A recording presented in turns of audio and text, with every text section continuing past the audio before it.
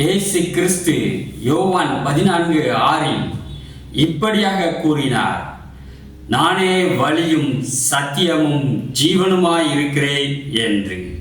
இந்த வார்த்தைகளை கேட்கும் பொழுது இயேசுவே வழி என்று வேதம் கூறுகிறதே, இயேசு கிறிஸ்து நானே வழி என்று கூறுகிறாரே, அப்படியானால் என்ன என்று குழப்பம் வரும். வழி என்றவுடன் நமக்கு ஒரு பாதை என்பதுதான் நம்முடைய சிந்தையிலே வரும். இயேசு என்பவர் ஒரு தெய்வத்தின் குமாரன், தெய்வமானவர், இந்த பூமியிலே மனிதனாக இருக்கிறார்.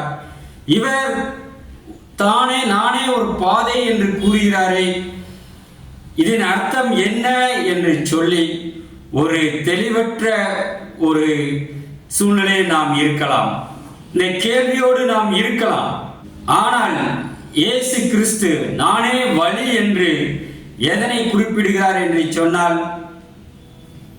தேவாதி தேவனை, வானத்தை பூமியை படைத்த சர்வலோகத்திற்கும் ஆண்டவராய் இருக்கிற தேவனை நாம் எப்படி நெருங்கலாம், அவருக்கு எப்படி சொந்தமாகலாம், அவரோடு எப்படி நாம் இணைந்து கொள்ளலாம் என்பதை குறித்துதான் அங்கு வழி, நானே வழி என்று இயேசு கிறிஸ்து குறிப்பிடுகின்றார். அதைத்தான் அதற்கு முந்தின வசனங்களிலே நாம் இப்படியாக வாசிக்கிறோம், என் பிதாவின் வீட்டில் அநேக வாசஸ்தலங்கள் உண்டு, நான் போய் உங்களுக்காக ஸ்தலத்தை ஆயத்தம் பண்ணின பின்பு நான் இருக்கிற இடத்திலே நீங்களும் இருக்கும்படி நான் மறுபடியும் வந்து உங்களை என்னிடத்தில் சேர்த்து கொள்ளுவேன். நான் போகிற இடத்தை அறிந்திருக்கிறீர்கள், வழியையும் அறிந்திருக்கிறீர்கள் என்றார். தோமா அவரை நோக்கி, ஆண்டவரே, நீ போகிற இடத்தை அறியோமே, வழியை நாங்கள் எப்படி அறிவோம் என்றான்.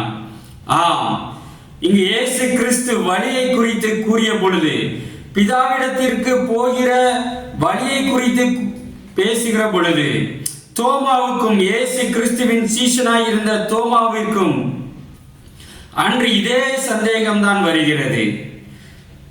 வழியை நாங்கள் எப்படி அறிவோம் என்று சொல்லி,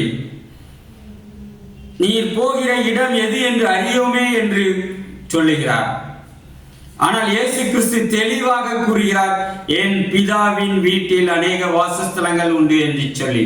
அதாவது நான் போகிற இடம் என் பிதா இருக்கிற இடம், பிதா தங்கி இருக்கிற வாசஸ்தலம், தேவாதி தேவன் இருக்கிற வாசஸ்தலத்திற்கு நான் போகிறேன் என்று இயேசு கிறிஸ்து தெளிவாக கூறுகிறார்.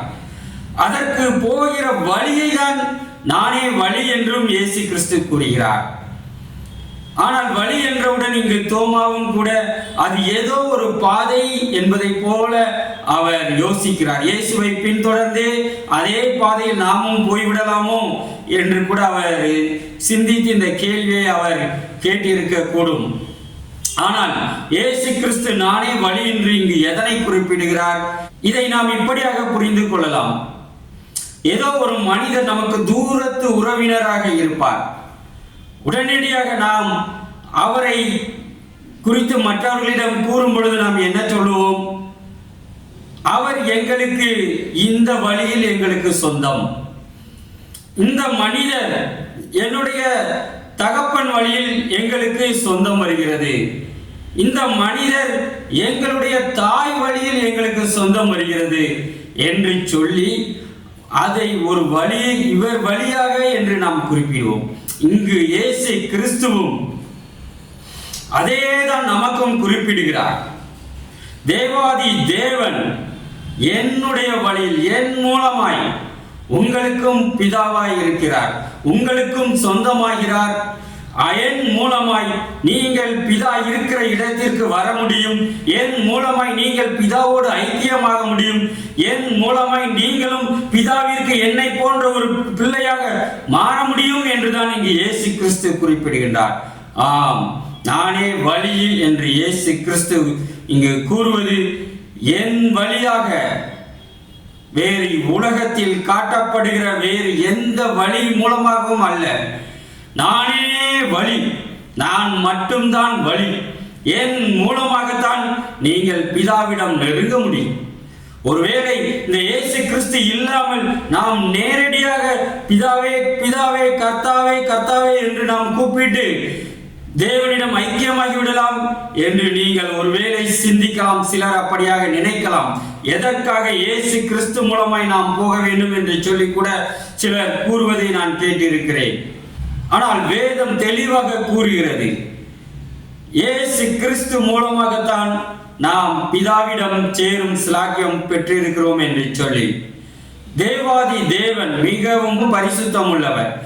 கோடானு கோடி தேவ தூதர்கள் பரிசுத்தர் பரிசுத்தர் பரிசுத்தர் என்று சொல்லி சதா காலங்கும் 24 மணி நேரமும் அவரை குறித்து ஓயாமல் அவருடைய பரிசுத்தத்தை குறித்து பாடிக்கொண்டே இருக்கின்றன, மகிமைப்படுத்திக் கொண்டே இருக்கின்றன.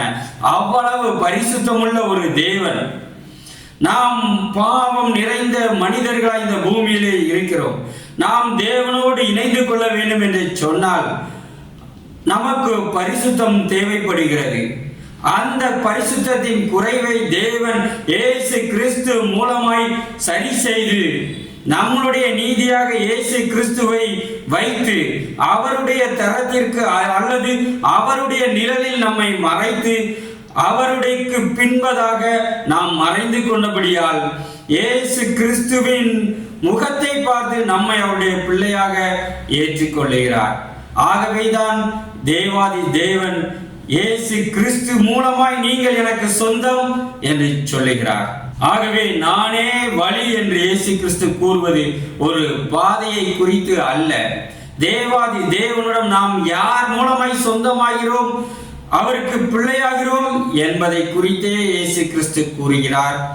தேவனுக்கு மகிமை உண்டாவதாக. இயேசுவே வழி. ஆமென்.